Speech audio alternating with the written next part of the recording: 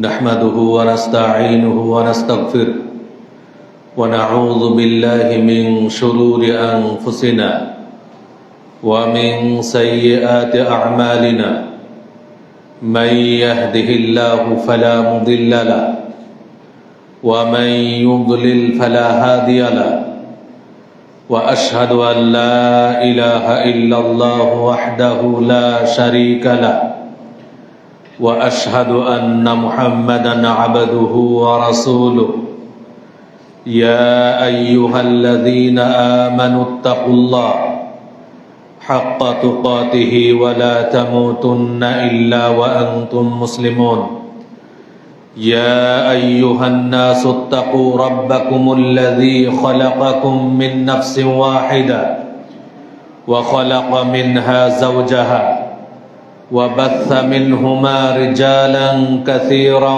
ونساء واتقوا الله الذي تساءلون به والأرحام إن الله كان عليكم رقيبا يا أيها الذين آمنوا اتقوا الله وقولوا قولا سديدا يصلح لكم أعمالكم ويغفر لكم ذنوبكم ومن يطع الله ورسوله فقد فاز فوزا عظيما أما بعد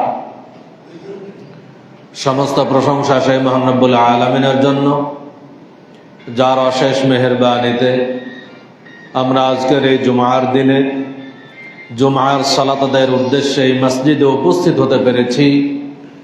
তাই মহান আল্লাহর শুকরিয়া স্বরূপ সবাই বলে আলহামদুলিল্লাহ। তারপর পরেই বর্ষিত হোক অসংখ্য দরুদ ও সালাম প্রিয় নবী বিশ্বনবী রাহমাতুল লিল আলামিন মুহাম্মদ সাল্লাল্লাহু আলাইহি ওয়াসাল্লামের প্রতি। সম্মানিত উপস্থিতি, মুসলিম আমরা বিজয়ী জাতি। মুসলিমদের ইতিহাস বিজয়ের ইতিহাস, কিন্তু দুঃখের বিষয় হলো সারা বিশ্বেই মুসলিমরা আজকে মার খাচ্ছি, সারা বিশ্বেই মুসলিমরা আজকে নির্যাতিত। এজন্য আজকের খুতবার বিষয়বস্তু সারা বিশ্বে মুসলিম নির্যাতন, কারণ ও প্রতিকার।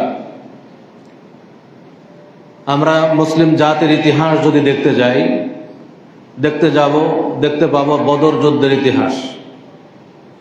বদর যুদ্ধের ইতিহাস মুসলিমদের বিজয়ের ইতিহাস। ইয়ারমুকের যুদ্ধের ইতিহাস মুসলিমদের বিজয়ের ইতিহাস। মক্কা বিজয়ের ইতিহাস মুসলিমদের বিজয়ের ইতিহাস। কাদেসিয়ার যুদ্ধের ইতিহাস মুসলিমদের বিজয়ের ইতিহাস।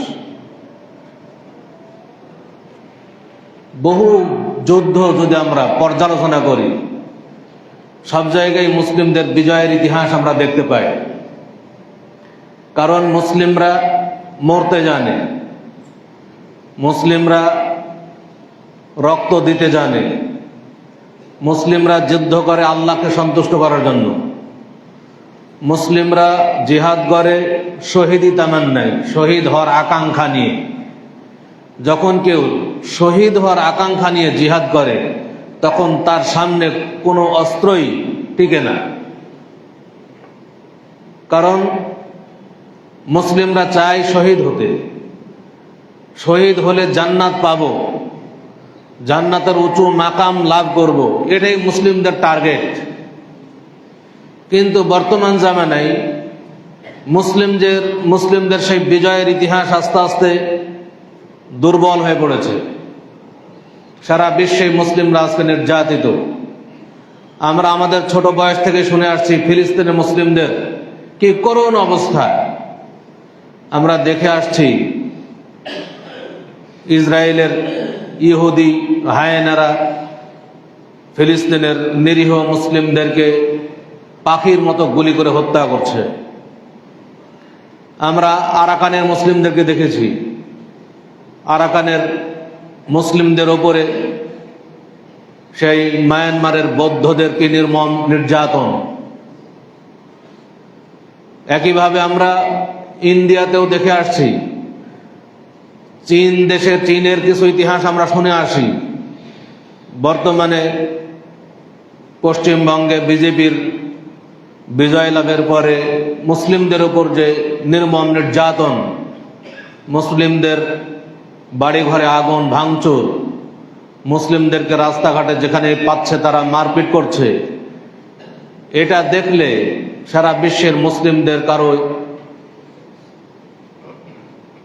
কেউ স্থির থাকতে পারছে না। সকলের হৃদয় রক্তক্ষরণের সৃষ্টি হচ্ছে।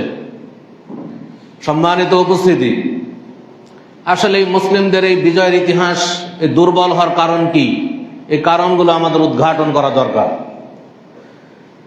এক নম্বর কারণ বলবো, মুসলিমদের সেই দুর্বলতা, মুসলিমদের নির্যাতিত হওয়ার এক নম্বর কারণ হলো ধর্মীয় ও নৈতিক বিচ্যুতি। আজকে মুসলিমরা নামে মুসলিম, কিন্তু মুসলিমদের ধর্মীয়ভাবে তাদের বিচ্যুত ঘটে গেছে এবং নৈতিকভাবে তাদের বিচ্যুতি ঘটেছে। আমরা রাসূল সাল্লাল্লাহু আলাইহি ওয়াসাল্লামের একটা হাদিস পর্যালোচনা করলে তার স্পষ্ট প্রমাণ আমরা দেখতে পাব। রাসূলুল্লাহ সাল্লাল্লাহু আলাইহি ওয়াসাল্লাম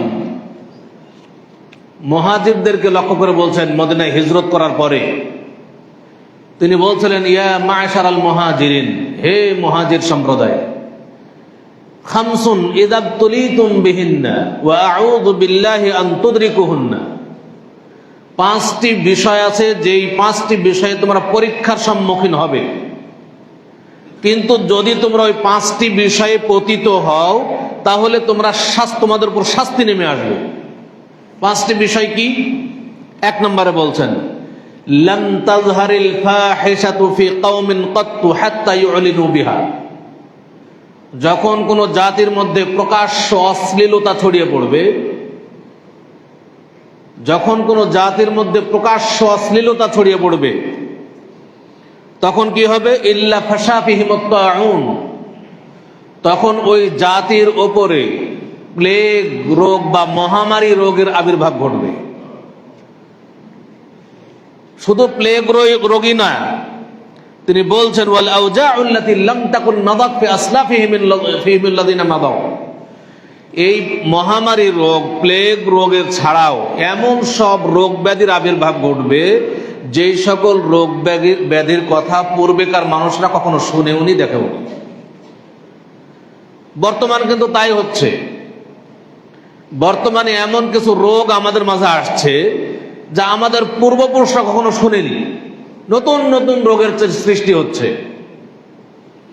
আমরা দেখেছি ইতিপূর্বে কোভিড-19, যেই ক্ষুদ্র একটি ভাইরাস, সেই ভাইরাসের মোকাবেলা সারা বিশ্বের যত উন্নত সায়েন্স আছে কেউ করতে পারেনি।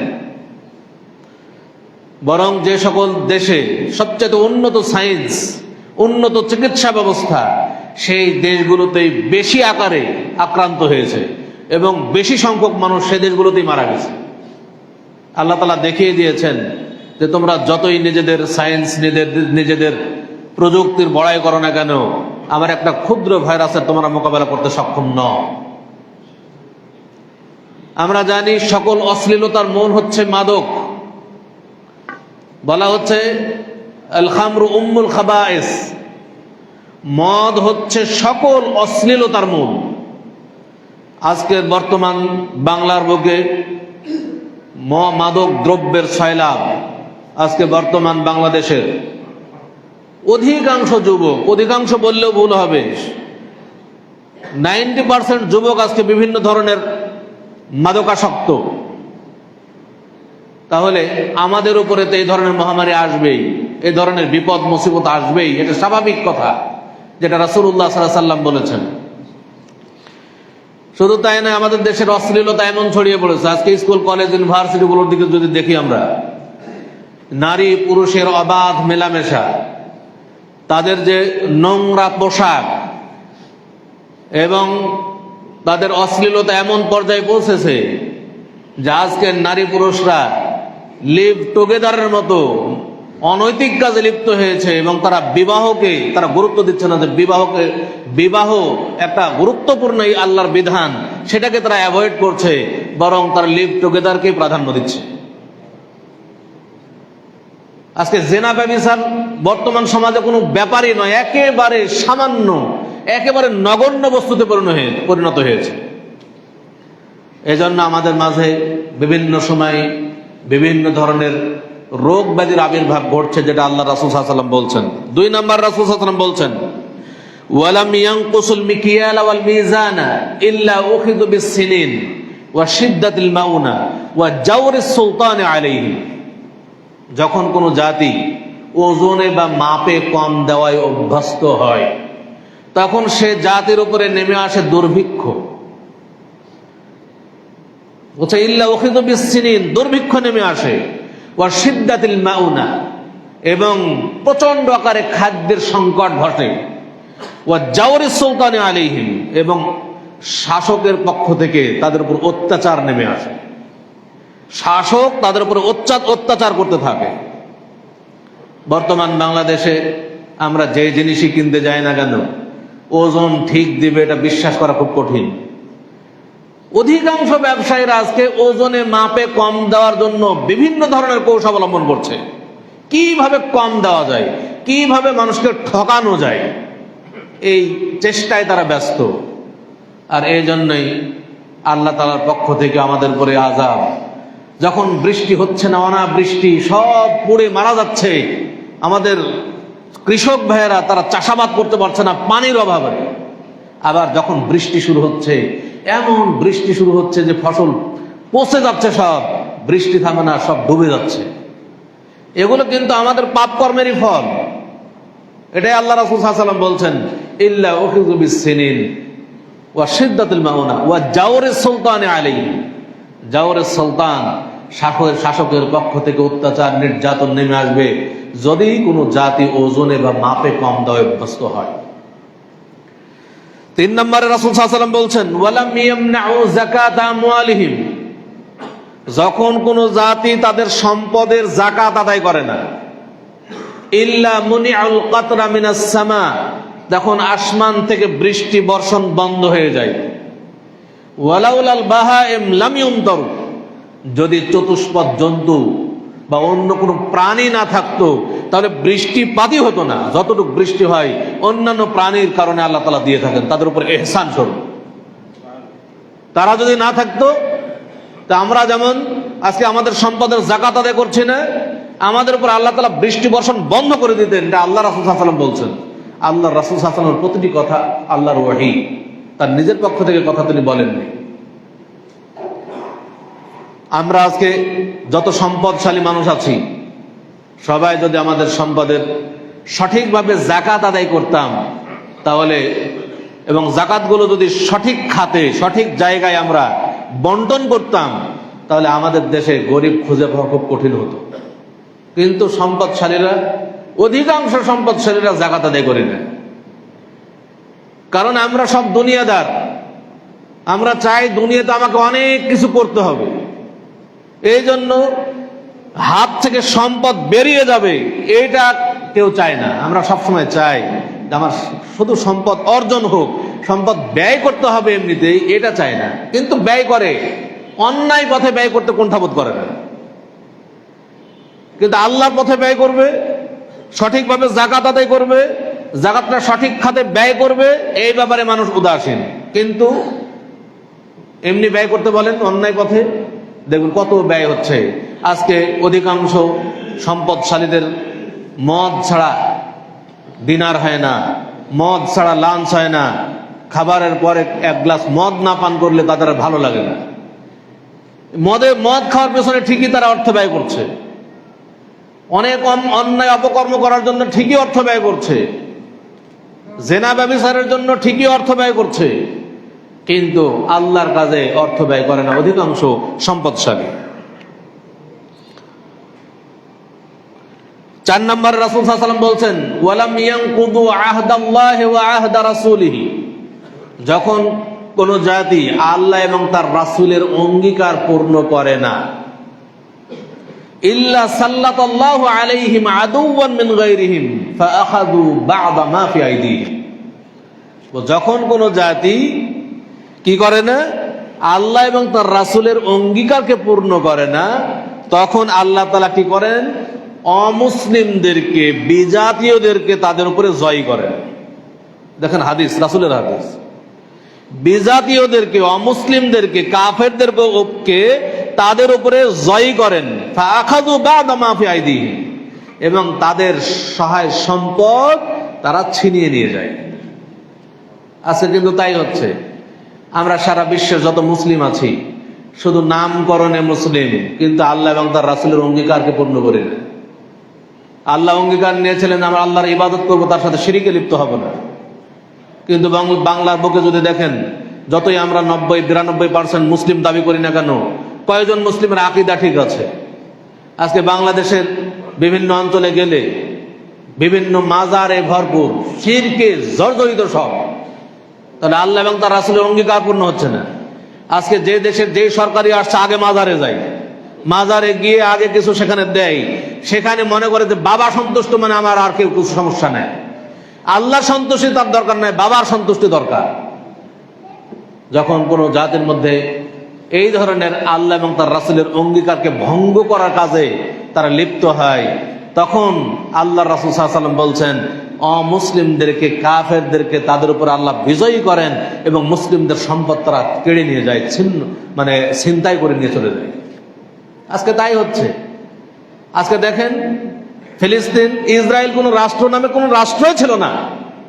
1948 সালের আগে ইসরায়েল নামে কোন রাষ্ট্র ছিল না। যারা আশ্রিত ফিলিস্তিনে, সেই আশ্রিত ইহুদিরাই আজকে মুসলিমদেরকে, যারা সেখানের আসল অধিবাসী, তাদেরকে তারা উৎখাত নিধন করার জন্য কত কি করছে তারা।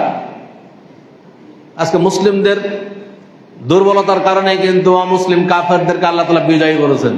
তাদের হাতে মার খাচ্ছে আমরা। এটা আল্লাহ রাসূলের কথা, এটা আমার আপনার কথা নয়। 5 নম্বরে রাসূল সাল্লাল্লাহু আলাইহি ওয়াসাল্লাম বলছেন, ওয়ামা লাম তাহকুম আইম্মাতুহুম বিকিতাবিল্লাহ ওয়া ইয়াতাখায়্যারু মিম্মা আনজালাল্লাহ ইল্লা জাআলাল্লাহু বা'সাহুম বাইনাহুম। যখন কোন সরকার আল্লাহর কিতাব অনুযায়ী বিচার ফয়সালা করে না, যখন কোন দেশের সরকার, যখন কোন দেশের বিচার ব্যবস্থা আল্লাহর বিধান অনুযায়ী, আল্লাহর কিতাব অনুযায়ী বিচার ফয়সালা করে না, তখন কি বলছেন, ইল্লা জাআলাল্লাহু বা'সাহুম বাইনাহুম, তখন আল্লাহ তাআলা তাদের নিজেদের মধ্যে পরস্পরের যুদ্ধ বাঁধিয়ে দেন। আজকে দেখেন আমরা এক মুসলিম আরেক মুসলিমের সাথে যুদ্ধ করছি। আমরা মুসলিমদের মধ্যে, এক দেশের মধ্যেই আমরা একে অপরের সাথে যুদ্ধ লেগে গেছি। কি কারণে? আমরা আল্লাহর কিতাব অনুযায়ী বিচার ফয়সালা করছি না। আমাদের দেশের বিচার ব্যবস্থা আল্লাহর কিতাব অনুযায়ী পরিচালিত হয় না। আমাদের দেশের বিচার ব্যবস্থা অমুসলিম কাফেরদের আইন অনুযায়ী পরিচালিত হয়। অতএব আমাদের মধ্যে কখনোই শান্তি শৃঙ্খলা আসবে না। যতই আমরা চেষ্টা করি না কেন যে দেশে শান্তি দরকার, শান্তি দরকার, আমরা সবাই চাই শান্তি, কিন্তু শান্তি কখনোই আসবে না, কারণ আমাদের দেশ কিতাব অনুযায়ী, আল্লাহর কিতাব কোরআন অনুযায়ী চলে না। যতদিন পর্যন্ত দেশে আল্লাহর কিতাব অনুযায়ী বিচার ফয়সালা হবে না, ততদিন পর্যন্ত আমরা যতই নিজেদের মনে করি যে আমাদের দেশে শান্তি ফিরে আসুক, কখনোই শান্তি ফিরে আসবে না। আল্লাহ তাআলা নিজেই যুদ্ধ বাঁধিয়ে রাখবেন, এটা আল্লাহ তাআলার ঘোষণা। রাসূলের ঘোষণা মানে এটা আল্লাহর ঘোষণা, কারণ আল্লাহর ওহী এটা, যে আমাদের পরস্পরের মধ্যে আল্লাহ তাআলা যুদ্ধ বাঁধিয়ে রাখবেন। সম্মানিত উপস্থিতি, তাহলে আমরা মুসলিমরা আজকে নির্যাতিত, এর মূল কারণ হলো আমরা ধর্মীয়ভাবে আমরা বিচ্যুত, আমরা প্রকৃত ধর্মের উপরে নাই।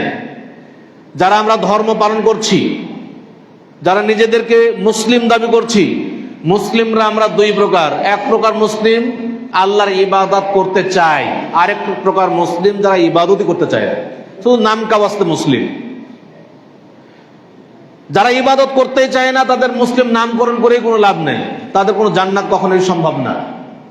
কিন্তু যারা ইবাদত করতে চায়, যারা মসজিদে আসি, যারা সালাত আদায় করি, সিয়াম পালন করি, হজ করি, তাদের মধ্যে আমরা আবার দুই ভাগে বিভক্ত। এক প্রকার যারা পবিত্র কোরআন এবং সহিহ হাদিস অনুযায়ী সার্বিক জীবন গড়ে তুলতে চায়। আরেক প্রকার, তারা পবিত্র কোরআন এবং সহিহ হাদিস অনুযায়ী জীবন করতে চায় না, বরং তারা নিজেদের মাযহাব, তরিকা, ইমামের মতানুসারে নিজেদেরকে গড়তে চায়। সম্মানিত উপস্থিতি, আমাদের ধর্মীয় বিচ্যুতি শুধু নিজেকে মুসলিম দাবি করার নাম নয়, ধর্মীয় বিচ্যুতি হবে মুসলিম দাবি করার পরেও যদি আপনি কোরআন এবং সহিহ হাদিস অনুযায়ী সার্বিক জীবন গড়ে না তোলেন, তাহলে অবশ্যই আপনি ধর্মীয়ভাবে বিচ্যুতি ঘটেছে আপনার। কারণ আল্লাহ রাসূল সাল্লাল্লাহু আলাইহি ওয়াসাল্লাম বিদায় হজ্জের ভাষণে ঘোষণা দিচ্ছেন, তারাকতু ফীকুম আমরাইন লান তাদিল্লু মা তামাসসাকতুম বিহিমা কিতাবাল্লাহি ওয়া সুন্নাত নবিয়্যিহি। আমি তোমাদের মাঝে দুইটি বস্তু ছেড়ে যাচ্ছি, যতদিন পর্যন্ত তোমরা এই দুইটি বস্তুকে দৃঢ়ভাবে আঁকড়ে ধরে থাকবে ততদিন পর্যন্ত পথভ্রষ্ট হবে না। সেই দুইটি বস্তু কি? এক, আল্লাহর কিতাব কোরআন, দুই, ওয়া সুন্নাত নবিয়্যিহি, তার নবীর সুন্নাত। আমাদেরকে যতদিন আমরা বেঁচে থাকবো একমাত্র পবিত্র কোরআন এবং সহিহ হাদিসকে নিঃশর্তভাবে আঁকড়ে ধরে থাকতে হবে, তাহলেই আমরা ধর্মীয়ভাবে আমরা সঠিক জায়গায় থাকবো, সঠিক রুটে থাকবো। আর যদি পবিত্র কোরআন এবং সহিহ হাদিস ছেড়ে দিয়ে নিজেদের খেয়াল খুশি মতো ইসলাম পালন করি, তাহলে আমরা আল্লাহর পথ থেকে বিচ্যুত হয়ে যাব। সম্মানিত উপস্থিতি, দুই নাম্বার, যেটা আমরা নৈতিক বিচ্যুতি বলছি, আজকে দেখেন আমরা মুসলিমরা নৈতিকভাবে আমাদের বিচ্যুতি ঘটেছে। মুসলিম, আমি মুসলিম সুদখোর, আমি মুসলিম ঘুষখোর, আমি মুসলিম চাঁদাবাজ, আমি মুসলিম দুর্নীতিবাজ, আমি মুসলিম জেনাকার, আমি মুসলিম কত পাপাচারে লিপ্ত, আমি মুসলিম হারামখোর, আমি মুসলিম নেশাদার দ্রব্য ভক্ষণ করছি, বিভিন্ন ধরনের পাপাচারে লিপ্ত, অথচ আমি নিজেকে মুসলিম দাবি করছি। তাহলে আমার নৈতিকভাবে আমি কখনোই মুসলিম দাবি করতে পারি না। মুসলিমের নৈতিকতা তো এমন হওয়া উচিত নয়। মুসলিম কখনো চাঁদাবাজ হতে পারে না, মুসলিম কখনো দুর্নীতিবাজ হতে পারে না, মুসলিম কখনো নেশাদার দ্রব্য ভক্ষণ করতে পারে না, মুসলিম যে কোনো হারাম জিনিস শোনা মাত্রই বর্জন করবে, এটা মুসলিমদের বৈশিষ্ট্য। কিন্তু আজকে মুসলিমদের মধ্যে এই নৈতিক বিচ্যুতি ঘটে গেছে, এই জন্য মুসলিমরা আজ দুর্বল, মুসলিমরা মার খাচ্ছে, আল্লাহর সাহায্য মুসলিমদের উপর নেমে আসছে না। সম্মানিত উপস্থিতি,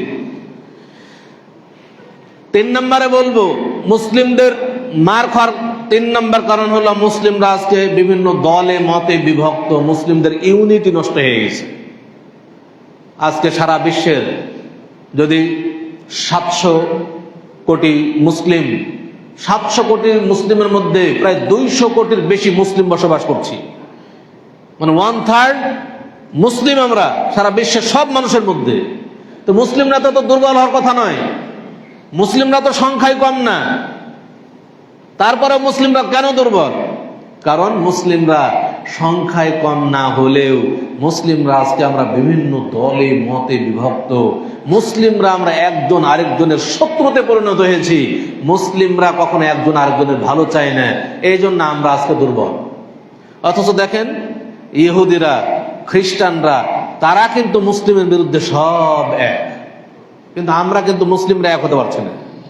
অথচ আল্লাহ তাআলা ঘোষণা দিচ্ছেন, ওয়াতাসিমু বিহাবলিল্লাহি জামিআন ওয়া লা তাফাররাকু, তোমরা আল্লাহর রজ্জুকে দৃঢ়ভাবে আঁকড়ে ধরো এবং তোমরা মতনৈক্য করো না, বিভিন্ন দলে মতে বিচ্ছিন্ন হয়েও না।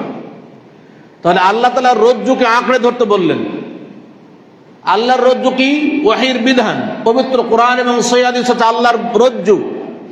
তাহলে আল্লাহ তাআলা এই আয়াতে মুসলিম জাতিকে ঐক্যবদ্ধ থাকার নির্দেশ দিলেন, ঐক্যের মানদণ্ড তিনি বলে দিলেন। সেই মানদণ্ড হচ্ছে আল্লাহর রজ্জু, ওয়াহির বিধান, পবিত্র কোরআন এবং সহিহ হাদিস হচ্ছে মুসলিম ঐক্যের মানদণ্ড। আজকে সারা বিশ্বের সকল মুসলিম যদি আমাদের নিজেদের মত, নিজেদের গোঁড়ামি, নিজেদের অহংকার ত্যাগ করে যদি আমরা একমাত্র পবিত্র কোরআন এবং সহিহ হাদিসকে নিঃশর্তভাবে গ্রহণ করতাম, তাহলে মুসলিম জাতি আজকে এক হতে পারত। আমরা যতই স্লোগান দেই না কেন, সব দুনিয়ার মুসলিম এক হও, এক হও, এই স্লোগানটা কিন্তু আমরা যত ইসলামী দল আছে সবাই দেই। এই স্লোগান সবার মুখে মুখে, দুনিয়ার মুসলিম এক হও, এক হও, এই স্লোগান ততক্ষণ পর্যন্ত বাস্তবায়ন হবে না যতক্ষণ পর্যন্ত এক হওয়ার প্ল্যাটফর্ম নির্ধারণ না করবে। আমি আমার জায়গা থেকে বলছি দুনিয়ার মুসলিম এক হও, আরেকজন আরেক জায়গা থেকে বলছে দুনিয়ার মুসলিম এক হও, কিন্তু এক হব কোথায় এই জায়গা আমরা নির্ধারণ করছি না। আজকে যদি ঘোষণা দেওয়া হয় যে এই আফতাবনগরের এই অঞ্চলের মানুষ এক জায়গায় জমা হই, কিন্তু স্থান নির্ধারণ করলাম না, শুধু মাইকিং করলাম যে আমরা সবাই এক জায়গায় জমা হব, তাহলে কেউ এক জায়গায় জমা হবে না, সবাই মনে করবে কোথায় এক হব, অর্থাৎ সবাই নিজের বাড়িতে বাড়িতে অবস্থান করবে। কিন্তু আগে জায়গা নির্ধারণ করতে হবে, এই জায়গায় আজকে এক জায়গায় এক হব আমরা, এই জায়গায় এক হতে হবে। জায়গা নির্ধারণ না করলে কেউ এক হতে পারবে না। অতএব এক হওয়ার জায়গা নির্ধারণ করতে হবে। এক হওয়ার জায়গায় হচ্ছে পবিত্র কোরআন এবং সহিহ হাদিস, ওহীর বিধান। সবাই যদি এই ওহীর বিধান মেনে নেয় তাহলে এক হওয়া সম্ভব। এখন কেউ যদি ওহীর বিধান না মানে তাহলে এক হবে না। অতএব এক হওয়ার মানদণ্ড আমাদের নির্ধারণ করতে হবে। আহলে হাদিস আন্দোলন বাংলাদেশ আহলে হাদিস যুব সংঘ এই এক হওয়ার প্ল্যাটফর্ম নির্ধারণ করে দিয়েছে। সকল বিধান বাতিল করো, ওহীর বিধান কায়েম করো। আসুন পবিত্র কোরআন ও সহিহ হাদিসের আলোকে জীবন গড়ি। এই কোরআন এবং সহিহ হাদিস হচ্ছে এক হওয়ার মানদণ্ড। আমরা সবাই যদি পবিত্র কোরআন এবং সহিহ হাদিসকে মেনে নেই তাহলে এক হতে পারবো, অন্যথায় এক হওয়া সম্ভব না। এক হতে গেলে এটা অবশ্যই দরকার। সম্মানিত উপস্থিতি, আমরা সবাই যে যাই করি না কেন পবিত্র কোরআন এবং সহিহ হাদিসকে মানদণ্ড হিসেবে গ্রহণ করব। সেখানে কি আছে আমি সেভাবে করব, তাহলে এক হওয়া সম্ভব। আল্লাহ তাআলা আমাদের সকলকে ঐক্যবদ্ধ হওয়ার তৌফিক দান করুন। আল্লাহ তাআলা আমাদের সকলকেই একমাত্র পবিত্র কোরআন এবং সহিহ হাদিসের নিঃশর্ত অনুসারী হওয়ার তৌফিক দান করুন। সম্মানিত উপস্থিতি, এরপরে 4 নম্বরে বলবো মুসলিম জাতির নির্যাতিত হওয়ার কারণ অর্থনৈতিক পরনির্ভরশীলতা। আজকে মুসলিম জাতি অর্থনৈতিকভাবে তারা নির্ভরশীল নয়, তারা অর্থনৈতিকভাবে অন্যের উপর নির্ভরশীল হয়ে আছে, অন্যের উপর নির্ভর করে। আজকে মুসলিম জাতি, সারা বিশ্বের সব মুসলিম জাতি আজকে অর্থনৈতিকভাবে খুবই দুর্বল, তারা নিজেরা কিছু করতে চায় না। আজকে দেখেন ইহুদিদের সংখ্যা মাত্র কত, অল্প কিছু সংখ্যক ইহুদি, তারা সারা বিশ্বকে পরিচালনা করছে। তারা আগে অর্থনৈতিকভাবে স্বাবলম্বী হয়েছে, তার ওই চিন্তায় আগে করেছে যে সারা বিশ্বের অর্থনীতি তারা পরিচালনা করছে। এটা তো মুসলিম জাতির হওয়া দরকার ছিল। যদি মুসলিম জাতি সারা বিশ্বের অর্থনীতিকে পরিচালিত করতে পারত তাহলে মুসলিম জাতির শক্তি ঠিক থাকতো। আজকে মুসলিম জাতির এই দুর্বলতা একটা বড় দুর্বলতা। সারা বিশ্বের মুসলিম জাতির কাছে যত সম্পদ আছে এই সম্পদকে আমরা সঠিক কাজে ব্যয় করি না। আজকে মুসলিমদেরকে আল্লাহ তাআলা কম সম্পদ দেন নাই, মুসলিমদেরকে আল্লাহ তাআলা বহু সম্পদ দিয়েছেন। আলহামদুলিল্লাহ, এক সৌদি আরবে যত স্বর্ণের খনি আছে, যত তেল আছে, যত মাশাআল্লাহ মূল্যবান বস্তু আল্লাহ তাআলা দিয়েছেন এই আরাবিয়ান কান্ট্রিগুলোতে, এগুলো যদি সঠিকভাবে ব্যয় হতো আর মুসলিমদের শক্তি অর্জনের জন্য কাজ করা হতো তো মুসলিমরা আজকে এত দুর্বল হতো না। এখানে আমরা আজকে দুর্বল। মুসলিমরা আমাদের আল্লাহ তাআলা যে নিয়ামত আমাদেরকে দান করেছেন, স্বর্ণ, তেল, ইউরেনিয়াম, যত নিয়ামত আল্লাহ তাআলা দান করেছেন এগুলোকে আমরা সঠিক কাজে ব্যয় করতে পারিনি। এগুলো আমাদেরকে ব্যবহার করে ইহুদি খ্রিস্টানরা তারা আমাদেরকে ব্যবহার করছে। অতএব সারা বিশ্বের মুসলিম জাতির এই বিষয়টি লক্ষ্য রাখা উচিত। আমরা যেন উদ্যোক্তা হই, বিভিন্ন ধরনের মুসলিম জাতির সবাই যেন অর্থনৈতিকভাবে শক্তিশালী হয়, তাহলে মুসলিমদের শক্তি ফিরে আসবে ইনশাআল্লাহ। 4 নম্বরে বলবো 5 নম্বর নেতৃত্বের দুর্বলতা। আজকে মুসলিমদের নেতৃত্বে দেওয়ার কেউ নাই। সারা বিশ্বের যত মুসলিম আছি বলিষ্ঠ, যোগ্য, সৎ নেতৃত্ব এটার বড়ই অভাব পড়ে গেছে। এই জন্য নেতৃত্বের অভাবের কারণে মুসলিমরা আজকে একও হচ্ছে না, মুসলিমরা শক্তিও প্রয়োগ করতে পারছে না। নেতৃত্ব বড় একটা জিনিস। একটা নেতৃত্ব, যোগ্য নেতৃত্বের ফলে অনেক কিছু করা সম্ভব। যোগ্য নেতৃত্ব না থাকলে আপনি কিছুই করতে পারবেন না, যতই লক্ষ লক্ষ কোটি কোটি মানুষ থাক না কেন কিছুই করতে পারবেন না যদি নেতৃত্ব ঠিক না থাকে। এজন্য মুসলিমদের নেতৃত্বের দুর্বলতা এটা বড় দুর্বলতা, মুসলিম জাতির দুর্বলতা। এর মূল কারণ হলো কি, আজকে মুসলিম জাতির মধ্যে ইসলামিক খেলাফত যেটা প্রধান শক্তি ছিল এই ইসলামিক খেলাফত বিদায় নিয়েছে।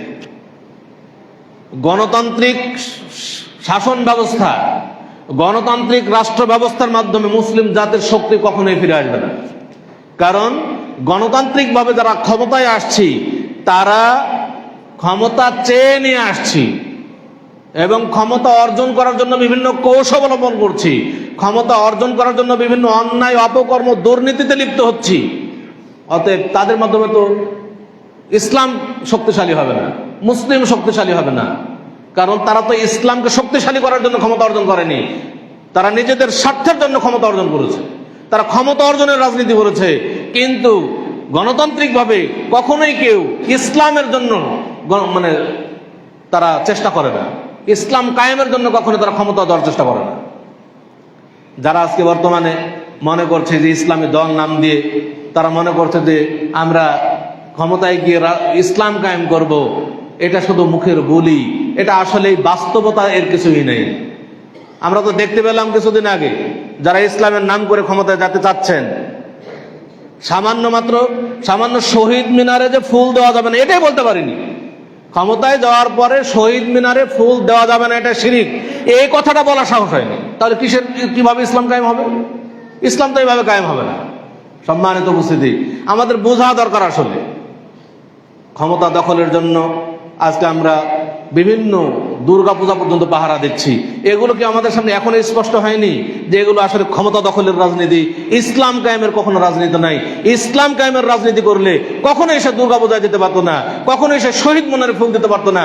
এটা ইসলাম প্রতিষ্ঠার জন্য যদি কেউ কাজ করে এটা তার পক্ষে কখনো সম্ভবই না। অতএব আমাদের বুঝতে হবে ইসলামিক খেলাফত এটাই হচ্ছে মূলত মুসলিম জাতির শক্তি। কারণ যিনি খলিফা হবেন তিনি আল্লাহর দিন কায়েমের জন্য চেষ্টা করবেন, দিন কায়েমের জন্য জীবন দিবেন। তিনি নিজের ব্যক্তি স্বার্থকে দেখবেন না, দিনের ইসলামের স্বার্থকে তিনি সামনে রাখবেন, আল্লাহর বিধানের স্বার্থকে তিনি সামনে রাখবেন। নিজের স্বার্থকে জলাঞ্জলি দিয়ে তিনি আল্লাহর বিধান কায়েমের জন্য চেষ্টা করবেন। আজকে ইসলামী খেলাফতের কথা বলতে না বলতে এমন হয়েছে যখন কোনো জায়গায় ইসলামী খেলাফতের কথা বলা হয় মানুষ অনেকে মনে করে যে কি জঙ্গি নাকি, কি চরমপন্থী নাকি, ইসলামিক খেলাফত কেন বলছে? অথচ ইসলামিক খেলাফত হচ্ছে মূল রাজনীতি, ইসলামী রাজনীতি। ইসলামিক খেলাফত এটা কোরআনেও এসেছে, হাদিসে এসেছে। গণতন্ত্রের কথা কোরআনে হাদিসে আসেনি, রাজতন্ত্রের কথা কোরআনে হাদিসে আসেনি, কিন্তু ইসলামিক খেলাফতের কথা আল্লাহ কোরআনেও বলেছেন, হাদিসেও বলেছেন। আল্লাহ রাসূল সাল্লাল্লাহু আলাইহি ওয়াসাল্লাম তিনি বলছেন পৃথিবীতে শাসন ব্যবস্থা প্রতিষ্ঠিত হয়েছে, শুরু হয়েছে নবীদের মাধ্যমে। আল্লাহ তাআলা প্রথমে নবী নিযুক্ত করেছেন, নবীদের মাধ্যমে তিনি শাসন চালিয়েছেন।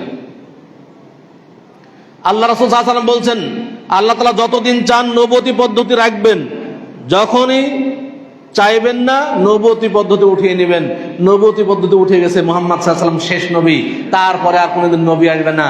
আল্লাহ রাসূল বলছেন নবুয়তি পদ্ধতি শেষ হওয়ার পরে তিনি নবুয়তি পদ্ধতিতে খেলাফত দান করবেন।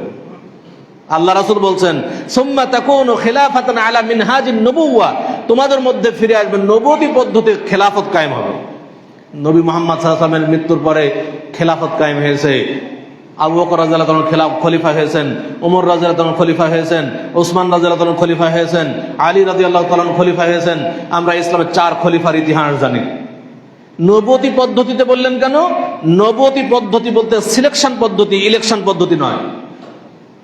ইলেকশন পদ্ধতি নয়, সিলেকশন পদ্ধতি। আবু বকর রাদিয়াল্লাহু তাআলা যখন খলিফা হলেন ইলেকশনের মাধ্যমে হয়নি, সিলেকশনের মাধ্যমে হয়েছেন। ওমর রাদিয়াল্লাহু তাআলা যখন খলিফা হলেন সিলেকশনের মাধ্যমে হয়েছেন, তাকে ইলেকশন করতে হয়নি, ভোট চাইতে হয়নি যে আমাকে খলিফা বানাও, আমি ভোট চাই, আমাকে ভোট দাও, আমি খলিফা হব, এটা বলেন নাই। প্রত্যেকটা খলিফা সিলেকশনের মাধ্যমে হয়েছেন।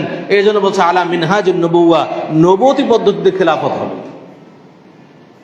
এরপর রাসূল সাল্লাল্লাহু আলাইহি ওয়াসাল্লাম বলছেন খেলাফত পদ্ধতি আল্লাহ যতদিন চান রাখবেন, তারপর উঠিয়ে নেবেন। তারপরে বলছেন সুম্মা তাকুনু মুলকান আযান, খেলাফত পদ্ধতির পরে তোমাদের মাঝে আসবে অত্যাচারী শাসকের জামানা। আল্লাহ রাসূল বলছেন অত্যাচারী শাসকের জামানা আল্লাহ যতদিন চান রাখবেন, তারপর উঠিয়ে নেবেন। এরপর আসবে সুম্মা তাকুনু মুলকান জাবরিয়াতান, তোমাদের মধ্যে আসবে জবর দখলকারী শাসকের জামানা। এটা হলো বর্তমান জামানা, জবর দখলকারী শাসকের জামানা চলছে। শুধু বাংলাদেশ নয়, সারা বিশ্বের দিকে যদি লক্ষ্য করেন এখন জবর দখলকারী শাসক চলছে, যে যেভাবে ক্ষমতা দখল করতে পারে। এই জামানা বর্তমান জামানা। এটা আল্লাহ রাসূলের কথা, এটা আমার কথা নয়, আমি অনুবাদক। এরপর রাসূল সাল্লাল্লাহু আলাইহি ওয়াসাল্লাম বলছেন জবর দখলকারী শাসক আল্লাহ তাআলা যতদিন চান রাখবেন, তারপর উঠিয়ে নেবেন।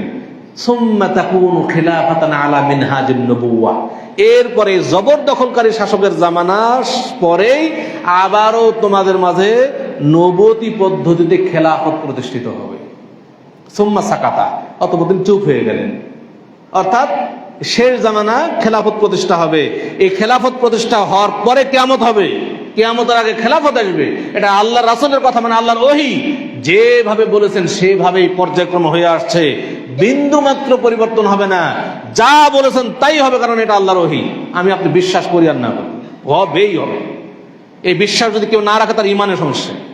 এটা হবেই, খেলাফত কায়েম হবেই। এই ব্যাপারে যদি কারো সামান্য সন্দেহ থাকে তার ইমানের সমস্যা হবে, কারণ আল্লাহ রাসূলের কথা, এটা হাদিস, এটা কোনো ব্যক্তির কথা নয়। অতএব এই খেলাফত, যেই খেলাফত প্রতিষ্ঠা হবে আল্লাহ রাসূল বলেছেন, সেই খেলাফত প্রতিষ্ঠার জন্য আমাদের কাজ করতে হবে। তাহলে মুসলিম জাতি শক্তি ফিরে আসবে, তাহলে মুসলিম জাতি বিজয়ী হবে। কিয়ামতের আগে মুসলিম জাতি বিজয়ী হবে, এটাও রাসূল সাল্লাল্লাহু আলাইহি ওয়াসাল্লাম বলছেন। কেন বিজয়ী হবে? খেলাফত প্রতিষ্ঠা হবে। এই খেলাফতের মাধ্যমে কিন্তু মুসলিম জাতির বিজয় হবে। সম্মানিত উপস্থিতি, খেলাফত প্রতিষ্ঠা হবে কিভাবে? এটাও আল্লাহ কোরআনে বলছেন। আল্লাহ বলছেন সূরা নূরের 55 নম্বর আয়াত পড়বেন, দেখবেন সূরা আন-নূর 24 নম্বর সূরা 55 এবং 56 নম্বর আয়াত। আল্লাহ বলছেন ওয়া'আদাল্লাহুল লাযীনা আমানু মিনকুম ওয়া আমিলুস সালিহাত। আল্লাহ তাআলা যারা ঈমানদার এবং সৎকর্মশীল তাদের জন্য আল্লাহ ওয়াদা করেছেন। কি ওয়াদা? লাইয়াস্তাখলিফান্নাহুম ফিল আরদি কামাস্তাখলাফাল লাযীনা মিন ক্বাবলিহিম। আল্লাহ তাআলা অবশ্যই তাদেরকে দুনিয়াতে খেলাফত দান করবেন, যেমন ভাবে খেলাফত দান করেছিলেন পূর্ববর্তীদেরকে। আল্লাহ অবশ্যই তাকিদ করছেন, লাইয়াস্তাখলিফান্নাহুম, দুইবার তাকিদ, লাম তাকিদ আবার নুন তাকিদ, দুই তাকিদ আসছে এখানে। লাইয়াস্তাখলিফান্নাহুম, অবশ্যই আল্লাহ তাআলা তাদেরকে দুনিয়াতে খেলাফত দান করবেন। তাদেরকে খেলাফত দান করবে ঈমানদার এবং সৎকর্মশীলদেরকে। অতএব আমরা যদি খেলাফত প্রতিষ্ঠা করতে চাই আমাদের ঈমানদার হতে হবে, সৎকর্মশীল হতে হবে। বাংলার অধিকাংশ মানুষ যদি শিরিক ছেড়ে দিয়ে তাওহীদপন্থী হয়, বাংলার অধিকাংশ মানুষ যদি বিদআত ছেড়ে দিয়ে সুন্নাতপন্থী হতে পারে, তাহলে সেই দিন খেলাফত প্রতিষ্ঠা হবে ইনশাআল্লাহ। অতএব এই শিরিক এবং বিদআতকে উৎখাত করার জন্য আমাদের কাজ করতে হবে। শিরিক এবং বিদআত সমাজ থেকে যেদিন উঠবে সেই দিন ইনশাআল্লাহ খেলাফত প্রতিষ্ঠা হবে। এটা আল্লাহ তাআলার ঘোষণা, এটা আমার আপনার ঘোষণা নয়। সম্মানিত উপস্থিতি, অতএব আমাদেরকে যদি মুসলিম জাতির শক্তি ফিরিয়ে নিয়ে আসতে চাই অবশ্যই খেলাফত প্রতিষ্ঠার কাজ করতে হবে। 6 নম্বরে বলবো মুসলিম জাতির মার খাওয়ার 6 নম্বর কারণ বিজাতীয় সংস্কৃতির গোলামি করা। আজকে মুসলিমরা মুসলিমদের সংস্কৃতিকে ভুলে গিয়ে বিজাতীয় সংস্কৃতি গোলামি করছি আমরা। মুসলিম সংস্কৃতির মূল হচ্ছে তাওহীদ, মুসলিম সংস্কৃতির মূল হচ্ছে আল্লাহর সন্তুষ্টি। আর অমুসলিম বিজাতীয় সংস্কৃতির মূল হচ্ছে দুনিয়ার এনজয়। তাদের আল্লাহর সন্তুষ্টি কোনো ব্যাপার না, তাদের ইবাদত কোনো উদ্দেশ্য নয়, তাদের মূল হচ্ছে শিরিক, আল্লাহর নাফরমানি হচ্ছে তাদের মূল। কিন্তু মুসলিম সংস্কৃতির মূল হচ্ছে তাওহীদ এবং আল্লাহর সন্তুষ্টি। যেমন মুসলিম সংস্কৃতি, আল্লাহ তাআলা মুসলিম সংস্কৃতি মুসলিমদের আনন্দ উৎসব করার জন্য 2টি ঈদের দিন দিয়েছেন, ঈদুল ফিতর এবং ঈদুল আযহা। আল্লাহ তাআলার কাছে আমরা 2 রাকাত সালাত আদায় করে তাকবীরের মাধ্যমে তাকবীর ধ্বনি দেই এবং 2 রাকাত সালাত আদায় করি। ধনী গরিব ছোট বড় সবাই আমরা এক কাতারে কাঁধে কাঁধ মিলিয়ে সালাত আদায় করি, কুশল বিনিময় করি, আমরা একে অপরের সাথে আনন্দ বিনিময় করি। আমাদের কিন্তু কোনো অন্যায় আমরা করি না, বরং ইবাদতের মাধ্যমে আল্লাহ শুকরিয়া আদায় করে আনন্দ করি। আমরা আল্লাহ সন্তুষ্ট করার করি এর মাধ্যমে, আনন্দ করার মাধ্যমে। কিন্তু বিজাতীয় সংস্কৃতি কি? বিভিন্ন ধরনের নাচ গান, বিভিন্ন ধরনের কত কিছু আমরা করছি। এই যে বিজাতীয় সংস্কৃতি, যেমন 31st নাইট, এটা মুসলিম সংস্কৃতি নয়। 31st নাইট কোন মুসলিম সংস্কৃতি নয়, এটা অমুসলিমদের সংস্কৃতি। 1 বৈশাখ উদযাপন হলো কিছুদিন আগে, এটা কখনো মুসলিম সংস্কৃতি হতে পারে না, এটা বিজাতীয় অমুসলিম কাফেরদের সংস্কৃতি। আমরা ভ্যালেন্টাইন্স ডে, যেটা ভালোবাসা দিবস, এই যে কখনো মুসলিম সংস্কৃতি নয়, এটা হলো অমুসলিম কাফেরদের সংস্কৃতি। সেই সংস্কৃতি আমাদের মধ্যে এসে এই ভ্যালেন্টাইন্স ডে এই নামে কত নোংরামিতে লিপ্ত হচ্ছে আমরা। মুসলিম যুবকরা কত নোংরামি, কত জেনা ব্যবচারে লিপ্ত হচ্ছে এই ভালোবাসা দিবস উপলক্ষে। আজকে মুসলিমরা লিভ টুগেদার করছে। কত এই ঢাকা শহরে কত জায়গায় দেখবেন যারা স্কুল কলেজ ইউনিভার্সিটিগুলোতে লেখাপড়া করছে, একসাথে তারা বিবাহ শাদী ছাড়াই যুগ যুগ ধরে বসবাস করছে। মুসলিম, অথচ না বলছে যে আমি মুসলিম। মুসলিম যুবক যুবতীরা এগুলো করছে। এরা মনে করছে যে এটা সভ্য। এখন আধুনিক সভ্যতার নামে তারা এগুলো করে যাচ্ছে, অথচ আমরা এগুলোকে কিছুই মনে করছি না। যখন মুসলিম যুবকরা এই ধরনের বিজাতীয় সংস্কৃতির সবলে নিজেদেরকে ভাসিয়ে দেবে, তখন মুসলিম যুবকের ইমানি শক্তি নষ্ট হয়ে যাবে। আর ইমানি শক্তি তৈরি হবে না, ইমানি জাজবাত নষ্ট হয়ে যাবে। মুসলিমরা সারা জীবন মার খেলেও তার কখনো অন্তর রক্তক্ষরণের সৃষ্টি হবে না, তার কিছুই মনে হবে না। যতদিন পর্যন্ত সে নিজে না মার খাবে ততদিন পর্যন্ত তার কিছুই মনে হবে না। সারা বিশ্বের সব মুসলিমকে মেরে শেষ করলেও তার কখনো আঘাত লাগবে না অন্তরে। কারণ মুসলিম ইসলামই তো বিশ্বাস করে না ঠিক মতো, ইসলামের বিধানকে তো সে ঠিকভাবে মানে না, তার অন্তরে আঘাত লাগবে কিভাবে? সম্মানিত উপস্থিতি, অতএব আমাদের সংস্কৃতি, মুসলিমদের সংস্কৃতি আমাদের মাঝে ফিরিয়ে নিয়ে আসা দরকার। মুসলিম সংস্কৃতি, নারীরা সুন্দর বোরখা পরবে, এটা মুসলিমদের সংস্কৃতি। কিন্তু আজকে অধিকাংশ নারীরা বেপর্দা, এমন সব পোশাকে ঘুরে বেড়ায় যেটা দেখলে লজ্জা লাগে। কিন্তু মুসলিম মেয়েরা অমুসলিমদের সংস্কৃতি গ্রহণ করেছে। আজকে দেখেন মুসলিম বহু যুবককে দেখা যায় যে কিভাবে বিভিন্ন দেশের খেলোয়াড় কিভাবে চুল কেটেছে মাথার, ওইভাবে চুল কাটতে হবে। মাথার একটু সামান্য একটু উপরে রেখেছে কোন খেলোয়াড়, ও চারিদিক চপচাইতে ফেলে সামান্য উপরে একটু রেখেছে। অনেক যুবককে দেখা যায় তার গেঞ্জি মেসি লেখা আছে, মেসি মানে মেসির গেঞ্জি, অথচ সেই মেসি ইসলামের বিরুদ্ধে, তার সব অর্থ ব্যয় করছে ইসলামের বিরুদ্ধে, অথচ সে মেসির নাম সে পিঠে ঝুলিয়ে গেঞ্জি মানে জার্সি গায়ে দিয়ে ঘুরে বেড়াচ্ছে, আর মনে করছে আমার কতই না খুব ভালো লাগছে। সম্মানিত উপস্থিতি, এতটুকু চেতনাবোধ পর্যন্ত এই যুবকের নেই যে আমি অমুসলিম একজন খেলোয়াড়ের জার্সি গায়ে আমি ঘুরে বেড়াচ্ছি। সম্মানিত উপস্থিতি, আমাদের চেতনা ফিরে নিয়ে আসতে হবে। আজকে যুবকদের, মুসলিমদের চেতনা, যে আসল চেতনা নষ্ট হয়ে গেছে। আজকে এই সংস্কৃতির কারণে, অপসংস্কৃতি, বিজাতীয় সংস্কৃতির কারণে মুসলিম যুবকদের চেতনা নষ্ট হয়ে গেছে। এই চেতনা যতদিন পর্যন্ত ফিরে না আসবে ততদিন পর্যন্ত মুসলিমদের শক্তি ফিরে আসবে। এই চেতনা ফিরে নিয়ে আসা দরকার। এখন আমাদের করণীয় কি? আমরা কি করতে পারি? আমাদের করণীয় হচ্ছে আমরা সার্বিক জীবনে পবিত্র কোরআন এবং সহিহ হাদিসের চর্চা করব। সার্বিক জীবনে যে করব, দেখবেন আমাকে চিন্তা করতে হবে না কোরআন এবং সহিহ হাদিস অনুযায়ী আমি সবকিছু করবো, এর বাইরে করবো না। এটা আমাদের করণীয়, তাহলে শক্তি ফিরবে। 2 নম্বর, ঐক্যবদ্ধ হতে হবে মুসলিমদেরকে। ঐক্যবদ্ধ হব পবিত্র কোরআন এবং সহিহ হাদিসের উপরে। সবাই পবিত্র কোরআন এবং সহিহ হাদিসকে মেনে নেব, ঐক্যবদ্ধ হব। 3 নম্বর, আদর্শ সমাজ গঠন করব। আদর্শ সমাজ বলতে যা বোঝায়, আদর্শ সমাজ অর্থাৎ আল্লাহর বিধান অনুযায়ী সমাজ পরিচালনা হবে। একজন সমাজের সব মানুষ আল্লাহর বিধান মতো চলবে, এটা হলো আদর্শ সমাজ। আমাদের সন্তানরা আল্লাহর বিধান মতো চলবে, এটা হলো আদর্শ সমাজ। তারপরে আমরা অর্থনৈতিকভাবে স্বাবলম্বিতা অর্জন করব এবং দাওয়াত ও জিহাদ, আমাদের এই কার্যক্রম জারি রাখা, এটা আমাদের খুবই জরুরি। আজকে দাওয়াত না থাকার কারণে আজকে মুসলিম যুবকরা অন্যায় পথে জড়িয়ে পড়ছে। আমাদের দাওয়াত দেওয়া খুবই অভাব। অনেক মানুষ আজকে সালাত আদায় করতে জানে না, সিয়াম পালন করতে জানে না, জাকাত কিভাবে আদায় করতে হবে তা জানে না, ইসলামের বিধান সম্পর্কে তার কিছুই জানে নাই। বহু যুবক আছে যে তার ফরজ গোসল কিভাবে করতে হয় তা জানে না, কখন গোসল ফরজ হয় তাও জানে না, ও কিছুই জানে না, পবিত্রতা অর্জনের কোনো পদ্ধতি জানে না। বহু যুবক আছে এই ধরনের। অতএব এই দাওয়াতি মিশন আমাদেরকে চালাইতে হবে। যত দাওয়াতি কার্যক্রম চালাবো তত মুসলিম জাতি সংশোধিত হবে এবং মুসলিম শক্তি ফিরে আসবে। আল্লাহ রাসূল সাল্লাল্লাহু আলাইহি ওয়াসাল্লাম, সাহাবায়ে কেরাম তারা সবসময় দাওয়াতি ময়দানে কাজ করতেন। আমাদের ঠিক একইভাবে দাওয়াতি ময়দানে কাজ করতে হবে। আজকে একজন যুবক যে ইসলামের কিছুই বোঝে না, তাকে যদি আমি বুঝাইতে সক্ষম হই তাহলেই সে ইসলামের দিকে ফিরে আসবে।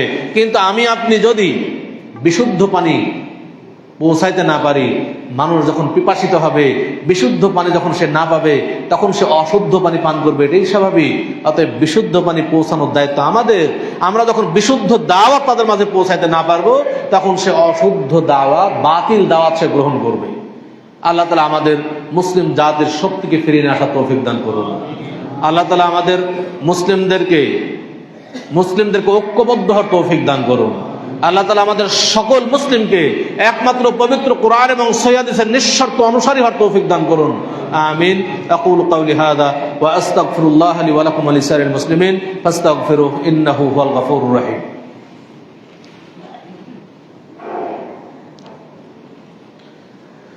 ইন্নাল হামদালিল্লাহ নাহমাদুহু ওয়া নাস্তাঈনুহু ওয়া নাস্তাগফিরুহু ওয়া নাউযু বিল্লাহি মিন শুরুরি আনফুসিনা ওয়া মিন সাইয়্যাতি আ'মালিনা من يهده الله فلا مضل له ومن يضلل فلا هادي له واشهد ان لا اله الا الله وحده لا شريك له واشهد ان محمدا عبده ورسوله اللهم صل على محمد وعلى ال محمد كما صليت على ابراهيم وعلى ال ابراهيم انك حميد مجيد اللهم بارك على محمد وعلى ال محمد كما باركت على إبراهيم وعلى آل إبراهيم إنك حميد مجيد اللهم أعز الإسلام والمسلمين وأذل الشرك والمشركين ودمر أعداءك أعداء الدين اللهم اغفر للمؤمنين والمؤمنات والمسلمين والمسلمات